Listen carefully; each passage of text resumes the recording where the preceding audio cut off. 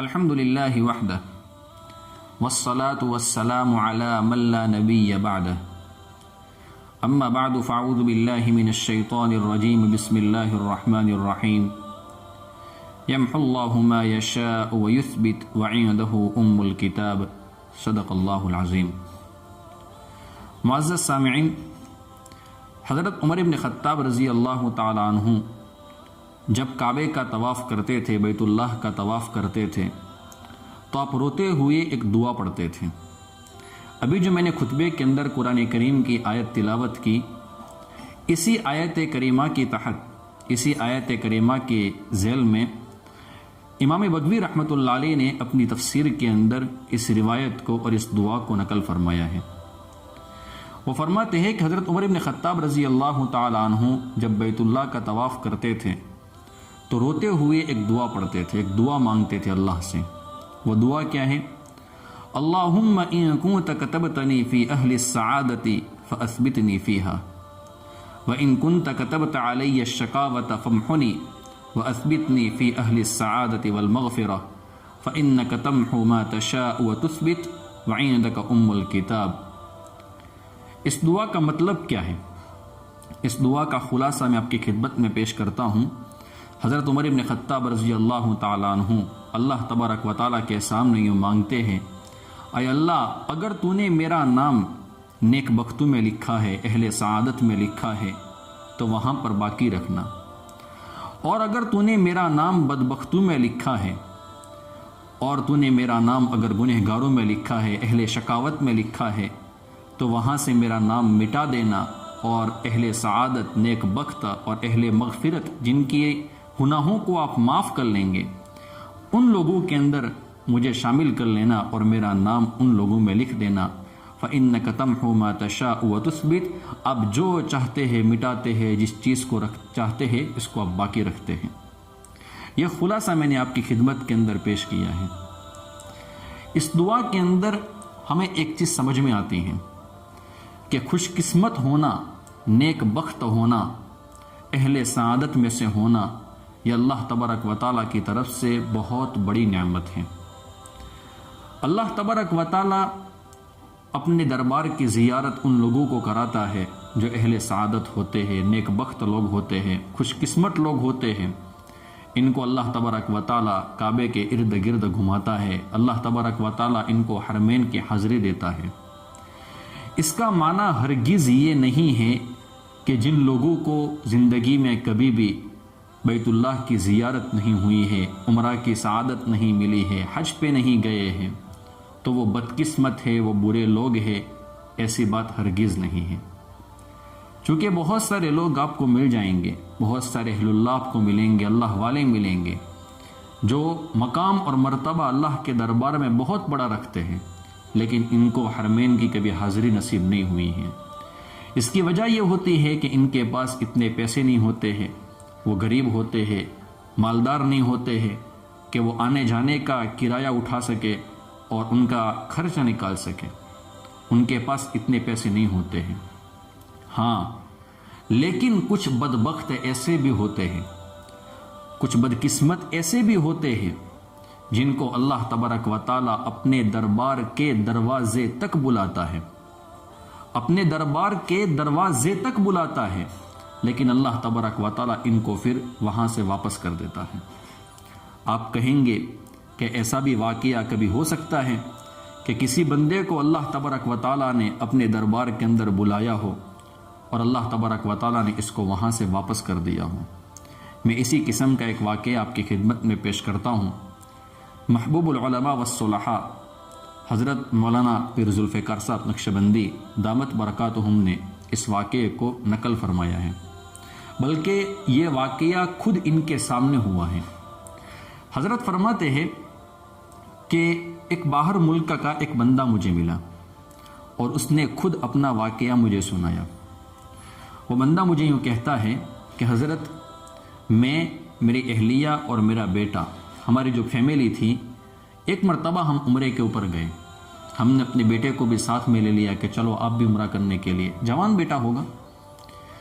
جب ہم مکے کے اندر پہنچے ہیں اور عمرہ کرنے کی نیت سے ہماری جو پوری فیملی تھی، میں، میری بیوی اور میرا بیٹا، ہم لوگ جب بیت اللہ کے پاس آنے لگے ہیں تو مسجد حرام کے دروازے تک ہم پہنچے ہیں، اور جو میرا بیٹا تھا وہ وہیں پر بیٹھ گیا، اور وہ مجھے کہتا ہے کہ مجھے کچھ ہو رہا ہے، میری طبیعت ٹھیک نہیں لگ رہی ہے، مجھے کچھ دل کے اندر ہو رہا ہے، میں اندر نہیں آ سکتا ہوں۔ ہم نے کہا کہ بیٹا اب چلو ہمارے ساتھ، اللہ ٹھیک کر لے گا، لیکن وہ نہیں مانا۔ تو پھر ہم نے یوں کہا اس کو کہ بیٹا شاید آپ کی طبیعت آج خراب ہے، آج آپ کو اچھا نہیں لگ رہا ہے، آپ ایک کام کر لو، آپ یہیں پر رک جاؤ، ہم عمرہ کر کے آتے ہیں اور آپ کو ہم ریٹرن میں لے جاتے ہیں۔ ہم نے اس کو وہیں پر چھوڑ دیا، میاں بیوی ہم دونوں عمرہ کرنے کے لیے آئے ہیں۔ میرا بیٹا وہیں سے اٹھا، ہمارے کمرے کے اندر گیا، کپڑے اس نے چینج کیے، فلائٹ لی اور اپنے ملک کے اندر واپس آ گیا۔ پھر ذوالفقار صاحب نقشبندی دعوت برکاتہم العالیہ فرماتے ہیں جب انسان کی قسمت میں بدبختی لکھی ہوئی ہوتی ہے، حضرت فرماتے ہیں کہ جب انسان کی قسمت بری ہوتی ہے، تقدیر بندے کی اچھی نہیں ہوتی ہے، اور ایسے بدبخت جب لوگ ہو جاتے ہیں تو اللہ تبارک و تعالیٰ ان کو اپنے دربار کے دروازے تک بلا لیتا ہے اور پھر وہاں سے ان کو دھکا دے کر نکال دیتا ہے۔ جس طریقے سے اس بندے کو اللہ تبارک و تعالیٰ نے اپنے دربار تک بلایا، مسجد حرام کے دروازے تک بلایا، لیکن اللہ نے اپنے گھر کی زیارت سے اس کو محروم کر لیا۔ میرے دوستو، اس سے معلوم ہوتا ہے کہ حضرت عمر بن خطاب رضی اللہ تعالیٰ عنہ کی جو دعا ہے وہ کتنی جامعیت رکھتی ہے، وہ کتنی اہمیت رکھتی ہے، اور ہمیں یہ دعا میرے دوستو مانگنی چاہیے، عربی میں بھی مانگنی چاہیے۔ عربی میں اگر نہیں آتا ہے تو اردو ترجمے کے ساتھ ہم اس دعا کو مانگے تاکہ اللہ تبارک و تعالیٰ ایسی بری قسمت ہماری نہ بنائے، اللہ تبارک و تعالیٰ ہمیں نیک لوگوں میں بنا لے۔ ایسی دعائیں ہم اللہ تبارک و تعالیٰ سے مانگے، اس لیے کہ بیت اللہ کی زیارت میرے دوستو ضروری نہیں ہے کہ صرف مالدار لوگ کریں گے اور غریب لوگوں کو اللہ تبارک و تعالیٰ وہاں پر نہیں بلائے گا، بلکہ دنیا میں دیکھا گیا ہے کہ بڑے بڑے مالدار قسم کے لوگ ہوتے ہیں، کئی ملکوں کے وہ سفر کرتے ہیں، لیکن اللہ تبارک و تعالیٰ ان کو اپنے دربار کی حاضری نصیب نہیں کرتا ہے۔ حضرت خود فرماتے ہیں کہ مجھے ایک بندہ ملا، وہ بندہ اتنا مالدار تھا کہ وہ ہر مہینے ہر مہینے وہ اپنی بیوی کو جو مہینے کا جو خرچ ہوتا ہے، جسے ہم پاکٹ منی کہتے ہیں، وہ 10 لاکھ روپے دیتا تھا۔ میری ملاقات ہوئی، میں نے اس سے پوچھا کہ آپ اتنے بڑے مالدار ہیں، کیا آپ نے ایک بھی مرتبہ حج کیا ہے؟ تو اس نے کہا کہ مجھے آج تک حج کی دولت نصیب نہیں ہوئی ہے۔ اب اس کے لیے کیا مشکل تھا، وہ تو ہر مہینے عمرہ کر سکتا تھا، لیکن اللہ تبارک و تعالیٰ نے ان کو محروم کر رکھا ہے۔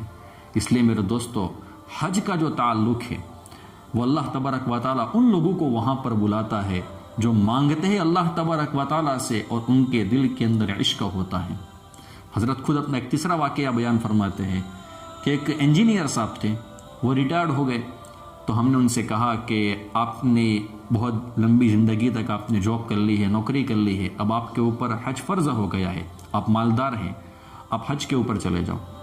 انہوں نے سارا انتظام کر لیا، پاسپورٹ وغیرہ بن گیا اور اس طریقے سے ویزا وغیرہ لگ گیا، بس 2 دن باقی تھے حج میں جانے کے لیے۔ 2 دن دیر تھی فلائٹ کی۔ اس کا بھائی آیا اور اس کے بھائی نے آ کر کچھ ایسی بات کہہ دی کہ جس کی وجہ سے اس کا دل پھسل گیا۔ اب اس نے کیا کہا ہے کیا نہیں کہا ہے اس کا ہمیں علم نہیں ہے۔ تو اس بندے نے کہا کہ میں حج پر نہیں جاتا ہوں، میں آئندہ سال چلا جاؤں گا۔ تو ہم نے اس کو سمجھایا کہ آپ چلے جاؤ، آپ کا سب کچھ فائنل ہو گیا ہے، فارمیلٹی پوری مکمل ہو گئی ہے، اب آپ کو صرف فلائٹ کا انتظار ہے، آپ حج پر چلے جاؤ، حج کو کیوں کینسل کرتے ہو؟ اس نے کہا کہ مجھے نہیں جانا ہے۔ اللہ کی شان کہ اس ٹکٹ کے اوپر لکھا ہوا تھا کہ یہ فلائٹ کب جانے والی ہے اور ریٹرن ٹکٹ کب ہے۔ وہ بندہ حج کے اوپر نہیں گیا، فلائٹ چلی گئی، وہ رہ گیا، لوگ حج کر کے واپس آ گئے۔ جس دن فلائٹ آنے والی تھی اس کے 2 دن کے بعد اس کو ہارٹ اٹیک آیا اور وہ بندہ دنیا سے چلا گیا۔ اب دیکھو میرے دوستو، اگر یہ حضرت کی بات کو مان لیتا اور حج کے اوپر چلا جاتا تو اس کا حج مکمل ہو جاتا، اور حج کے 2 دن کے بعد اگر اس کی موت ہونے والی تھی تو اللہ تبارک و تعالیٰ اس کو گناہوں کی معافی کے ساتھ موت بھی دے دیتا، لیکن حج ذمے کے اوپر فرض رہ گیا اور وہ محروم رہ گیا۔ ہم اللہ تبارک و تعالیٰ سے دعا کرتے ہیں کہ اللہ تبارک و تعالیٰ ہمیں ایسے بدبختوں میں نہ بنائے، بلکہ اللہ تبارک و تعالیٰ ہمیں خوش قسمت بنائے، بار بار اپنے دربار کی حاضری عطا فرمائے، اور اللہ تبارک و تعالیٰ اپنے نبی کے شہر میں دفن ہونا ہمارے لیے مقدر فرمائے۔ آمین یا رب العالمین، وآخر دعوانا ان الحمد للہ رب العالمین۔